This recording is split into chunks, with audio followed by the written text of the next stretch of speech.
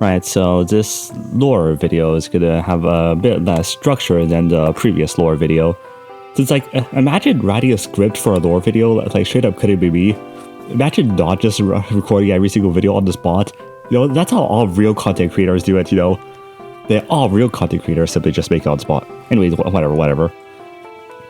So that's the whole thing about the book and the Dream and Chamber stuff. To be honest, I kind of have a feeling that, you know, the Canto is going to be literally nothing like the book, which is really a common occurrence. For Canto 1, Gregor didn't even fully turn into a bug. Like come on, just go all the way down. Commit to the bit. For Canto 2, Rodeo didn't do shit. For Canto 3, Crowbar killed a bit more and was a bit more important of a character than in the book. For Canto 4, the Wings really didn't include all this stuff. And Canto 4 also kind of implied that Gubo is Yisali's wife, which is kind of weird if you really think about it. But it's also not that weird if you don't think about it that much. Canto 5, of course, Moby Dick did not include the whole, like, whale thing, and the whale wasn't that big, and Ishmael did just straight up kill Ahab and stuff like that. And it also did include Whale War. For Canto 6, obviously, like, wish the original book was something like that, and the original book did in fact include, like, time-traveling Heathcliff from a different dimension coming to kill Heathcliff. But it's kind of a shame. And if, of course, Canto 7, this is Man of the Matcha did not, like, bring all those vampire stuff in general. Anyways, just, like, think about it. I imagine you're, like, a writer at Project Moon. Like, you've already are quite famous, you know, you are known for, like, good writing on your previous projects and games and such. So why would you just make a Canto that's just a retelling of the book? Think about it. Why would you just say retell the book? These, like, classic books are not good for modern audiences. Case in point, like, one entire book of literally nothing, hundreds of pages stripped telling nothing. Then again, yeah, it's mostly side plots and stuff, and like, modern audiences, I think it's not even modern audience fault, it's just kind of just, like, it's a gacha game. The story can't be, like, too long, you know? You can't have, like, 5 million side plots, and not, that's, like, all 5 million subplots have, like, pullable characters or whatever. Anyways, with this being this and that being that, another thing that's kind of important is that, just, like, don't expect that much, seriously. Like, just know about, like, at most Project who they just bring in some plot points, and recreates a few scenes, and most importantly, reuses character names from the book, so that's it, yeah. Like, that's it. So I guess what we truly should do is simply surrender when the thing, get it, you know? Like, just wait for it to happen. What happens, happens. What can you do about it? You can't change much. Just let it happen and let it be. And again, I feel like that's kind of similar to Halu's mindset, since, no, he feels that he can't change anything. Anyways, here's some, like, actual lore speculations. Number 1, there will definitely be at least one yaoi scene. Like, I don't want it, you may or may not want it, but there will be. I mean, that's just a consequence of our actions. It will happen. It's a shame.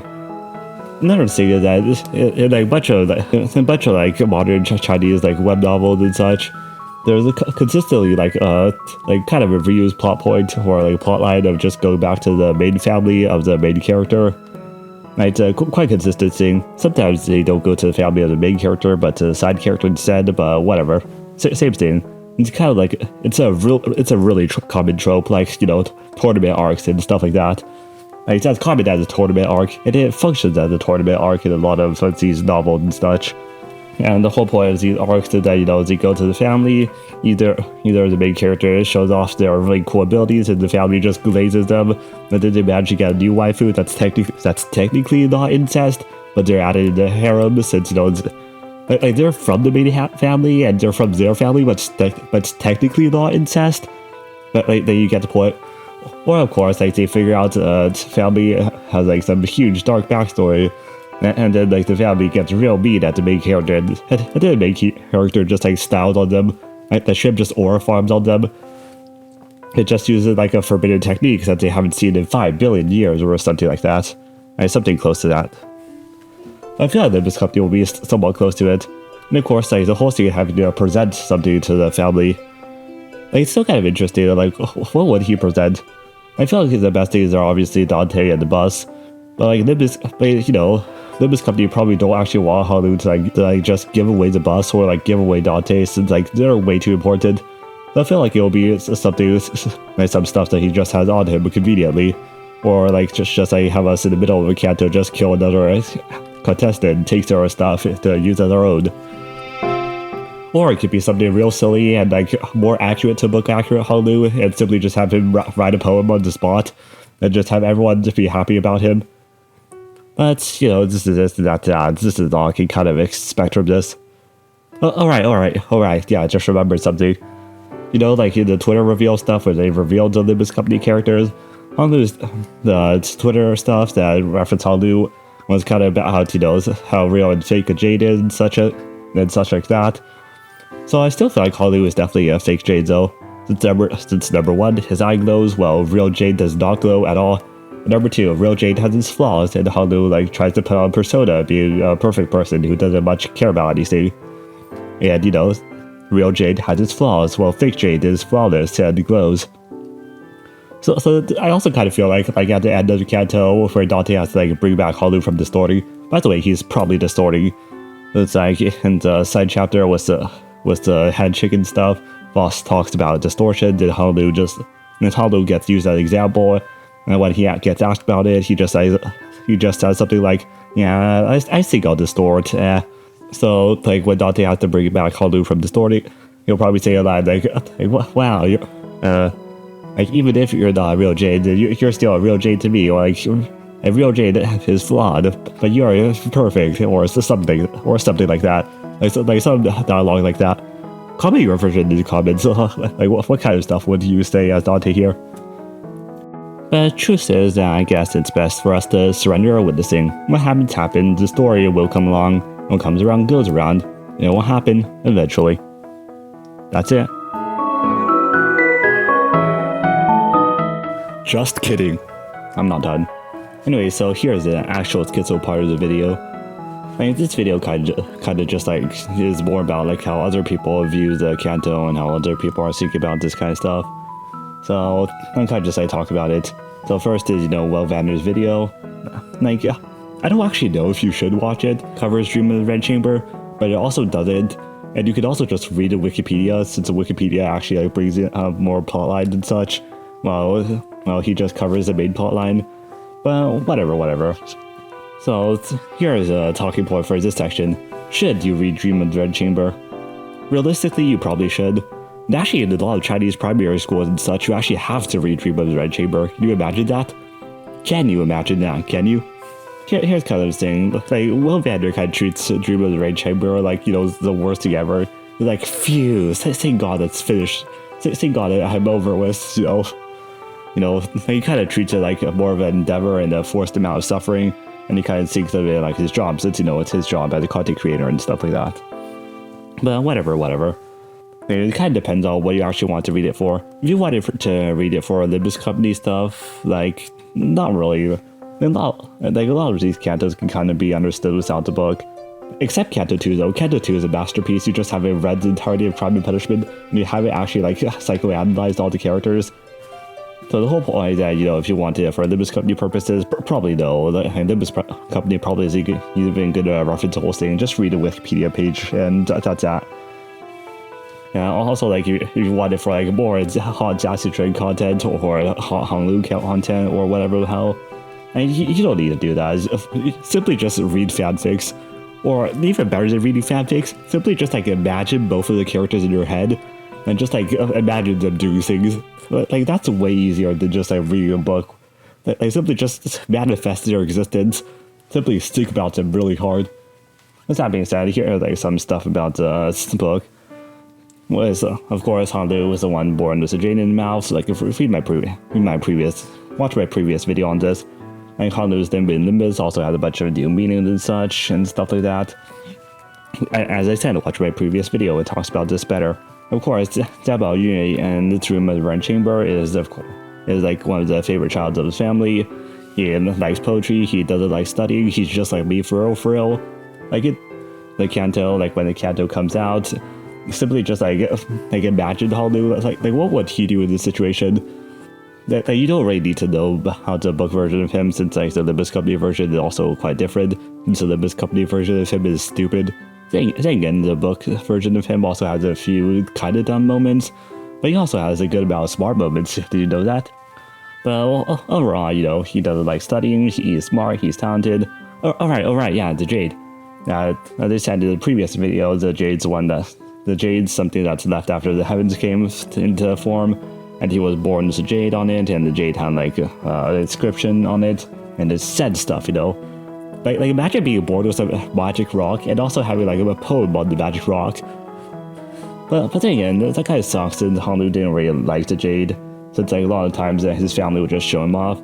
Dream of the Red Chamber has a lot of symbolism, and the fact that he doesn't like it when his Jade is shown off can mean a lot of different things. One thing is, like when your relatives come over and your parents go like, wow, my child is great at whatever the hell you're good at. It's kind of annoying, isn't it? Like you're a parent just spilling all your secrets just for the slightest bit of grown-up clout they can have. Like that really gets on your nerves, doesn't it? Another interpretation of the book is that Jade is a mandate of heaven that makes you the emperor, and Honglu is like a prospective emperor, like a future emperor, and having everyone just treat a child as simply becoming the emperor, and just like praising them for everything, just trying to get on their good side so that when they become the emperors, they don't execute them. That's also quite stressful and annoying in general. Sassy-Trin, of course, barely even appears in the book in the first place, so if you want more Sassy-Trin content, just go on the other sites. Just go on the other sites to look at the Sassy-Trin. You don't need to read the book. She's somebody. She's somebody. That's it. That's all you need to know. Her character in Limbus is obviously completely different. Of course, you could say the personality is similar, but she also kind of didn't really have much of a personality, since she didn't really appear much in the book. So Limbus Company Sassy-Trin is whoever the hell you want her to be. Of course, like the big sister that they're always talking about, how like the big sister was sent assassin to kill them. This means that, like in the books, she's like one of the emperor's concubines, which means that she is like really powerful in the family and has like a really high role. Like that's it. She's powerful. Welp, that's it. All right, yeah, the grandmother. In Limbus Company, they talked about the grandmother a few times. The grandmother is realistically like was the head of the household, kinda. Only kind of. So here's the thing. So also the grandmother's character is kind of cliched in Chinese web novels and such. But I'm pretty sure it's just that the web novels are inspired by this book, since the authors of the web novels are forced to read Dream of the Red Chamber in primary school in China. So like the character is kind of just like the big master character who either favors or doesn't favor the main character. And also the grandmother serves as a character that just like brings karma down on people, They do a bad thing, the grandma is the one who punishes them. They do a good thing, the grandma is the one who rewards them. And that's the whole point of it. Oh, all right. I forgot something. Something kind of important about Honglu in the book is how he would intentionally like get people to blame him for stuff. Like if someone messes up, he would just like when the dots come around, he would just go like, I did that. Of course, he mostly just did this when he was a kid, so it's kind of weird to do this as an adult, isn't it? It's kind of weird. But then again, I also did this, since Honglu is literally me for real. He's just like me. Then again, it's explained a few times in the book, but I don't really think the explanation is clear. So instead, I'll explain why I did that. This video is about me, not Honglu. I'm Honglu. Wait, no, that's not a good thing. But then again, I'm literally just Honglu. Except for like the maid parts. I don't like maids. Maids are kind of cliche at this point. You know where it's really at? Graphic design. Anyways, like I did that since, the adults think they're so smart and all, and they don't even know a single thing. Like these kids, they know what happened, but they're not a snitch. And another thing is that, the kind of adults who punish kids go like, well, kids have to be punished in order to learn. I'm actually doing them a service. But if being punished is a good thing, then, why shouldn't I have it all to myself? Why shouldn't I get it all? And of course, the whole point is that the grandmother also liked Honglu's, so he wasn't really punished that much. And of course, taking the blame for everything means that you get to become the popular kid. Everyone likes you. You're the one that makes sure that they didn't get sent to... You're the one that made sure that they didn't get 5 bees from the bamboo stick or whatever the hell they gave. Alright. Yeah, Jia Huan appears in Limbus at one time. He's a bit of a loser in the book. He's kind of annoying, but I also kind of get it. Like, he kind of has an inferiority complex where he talks about how everyone's like plotting against him, because like of his role and how he's like technically a bastard. But like he is a bastard, but he's also a bastard in terms that, you know, he's an illegitimate child, but he's also a bastard. That's it. So he just thinks that people are plotting against him, but realistically, it's not really that they're plotting against him. It's just that they hate his guts. Like, what can he do in this situation? Like, so people can't just like break it to him, you know, and they can't just go like, hey, you know, we're not plotting against you. It's just that you're a bit of a bitch, so we fucking hate your guts. Like I will pour hot candle wax on you for saying that shit too. Like I would do that. Let's take it. It's the hot candle wax scene where Jia Huan pours hot candle wax on Hanglu. It's kind of like a famous scene, and famous scenes usually get included somewhat in this. You know, like the famous scene with the windmills and Don Quixote having the boss fight with the windmills. Anyways, I guess that's all I can say about. Oh, all right. The book is literally just like a romance novel, you know, with a full love triangle, with the gay best friends and everything that. And also the surprise shower runs in, and the sexy maid sneaking into the bedroom and stuff like that. Like, it's just a classical romance novel, like an absolute classic one. Like yeah, it has deep societal commentary if you look deep enough, but realistically, it's also just a romance novel. So like, Hanglu has two love interests. I've completely forgot their name. All I know is that one of them is represented by a flower, one of them is represented by gold. Of course, the one represented by the flower, it has like a whole backstory about how, you know, the sentient rock that Hanglu actually is came down from the heavens and watered the flower. Now the flower is turned into a person and wants to sleep with him. Yeah, you know, it's like a classic anime plotline. Wow, you saved my life, now I have to sleep with you. Shame. Also, she cries a lot, but that's whatever. When you're reading the book, you can also pretend that she's not crying, which makes a lot of the situations really funny. But pretending that what's happening isn't happening is not a good thing to do in a lot of books and such. But whatever, the other one's represented by gold. The gold that they were bored with had like an inscription that matches the jade. Like, it really doesn't match if you think about it really hard. It's a 4-character Chinese phrase matching with another 4-character Chinese phrase. Realistically, any 4-character Chinese phrase can match with another 4-character Chinese phrase if you just like become schizophrenic and make all the metaphors and connections and stuff. So it really isn't that much a match. Oh, all right. Yeah, these two also have canonical ship names. What I'm saying is that after the Canto ends and we're talking about shipping and stuff, like, use a proper name for the ships, you know, use a proper poetic Chinese names for the ships, and don't make it something stupid like combining the names together. Right. Also, like, there's also this one character named Phoenix. Like, they aren't exactly named Phoenix, but their name is pretty approximate, and they're kind of like a bad guy in the book. Only kind of, though. I feel like they are definitely, like, just, like, main boss material, so. Alright. Yeah, in Welvander's video, he talked about, like, the chilling. Wait, that's not how you pronounce it all. He talks about the chilling, or the Kirin. Why is it pronounced Kirin when it's chilling? It kind of makes sense to me, it kind of does. He talks about how the name actually means Fuda and stuff like that, since it has a both male and female part. But the whole thing is that a lot of Chinese mystical creatures actually have a male and female part. Like Feng Huang, which means phoenix. Feng being, you know, the female, while Huang being the male portion. So we've already got the phoenix, the Kirin. Now all we have to wait for is the dragon. And, you know, we see in the teaser that Hanglu is the dragon. You know, he's the dragon warrior here. He's a character that we see in Nocturnal Sweeping. There's a high chance that he's based on Confucius since he has the same last name.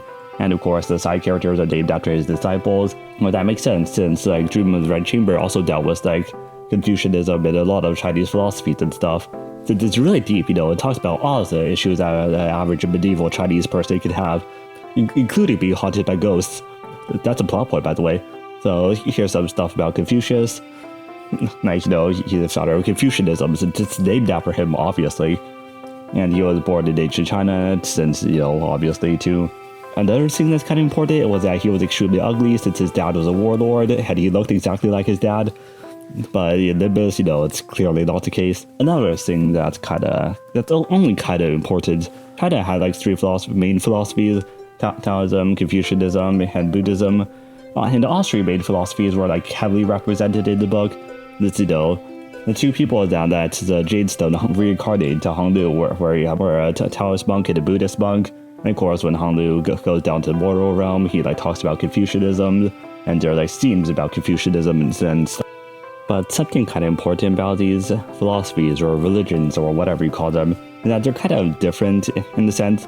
The whole point was that, the Chinese didn't actually treat these things with that much respect. In Journey to the West, one of the more famous Chinese novels, like the ancient magical god emperor has to hide under the table from a monkey and stuff like that.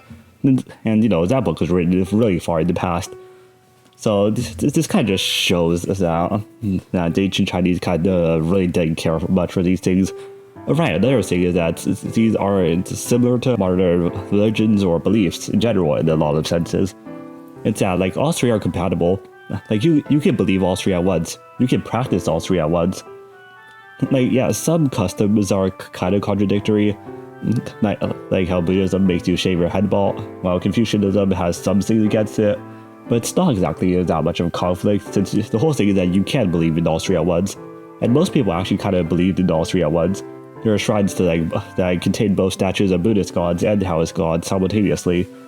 And Confucianism is a philosophy, so it doesn't really have any shrines. Then again, it does have a few shrines with just a giant statue of Confucius. Right, another thing that I can kind of discuss is just some specifics of stuff. There's kind of a relation between Honglu and Sinclair. They got paired up in the testing event, reads Rose Center abnormalities logs. In the testing scene, they both were faced with a wrath speculum. Was of course, in Canto 3, Sinclair got real mad and was consumed by wrath. And the name of the stage kind of implied that it's a type of wrath that completely controls you.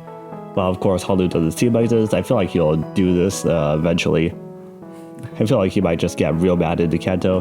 For the Rose Hunter abnormalities logs, it kind of talks about how it intentionally targets people who are emotionally weak, whips them, and then just drags them away. Which, is grooming, They find the people who are weak, hurts them even more, and then it makes them dependent and takes them on their own path. Just like how Cromer tried to hurt Sinclair by killing his family, and then tried to hurt him more by defeating him in the fight, and kind of tried to bring him on her path by making him join Ancorp. This kind of implies that something similar will happen to Honglu, where Honglu gets groomed into do violence or whatever in the store, so we have to fight him. But this is kind of all I have to say. Go watch my previous video, it has way better points, it is way more reasonable and real, and actually has a script. So what can we do but surrender our witnessing, what happens. Or maybe it doesn't, Maybe it doesn't. Maybe we can have whatever we want happens. And number one, simply hit your head on the wall enough times until you start seeing Honglu. Just start getting visions of him in your head. Then again, this is easier with Heathcliff since Earl King Heathcliff the flashing kind of tattoos him onto your eyes. But just stab your head into a picture of Honglu until you are able to see him in your brain. And another thing you can do is just simply think about what you want to happen in the Canto. Think really hard about what you want to happen in the Canto. And via quantum tunneling, some of the thoughts would eventually get teleported into Kim Ji-hoon's brain. And as we all know, Kim Ji-hoon writes the entire story of Project Moon when he's awake, and he writes all the game's code when he's asleep. And you can do this to get what you want. Yeah. This is kind of lame. Bye.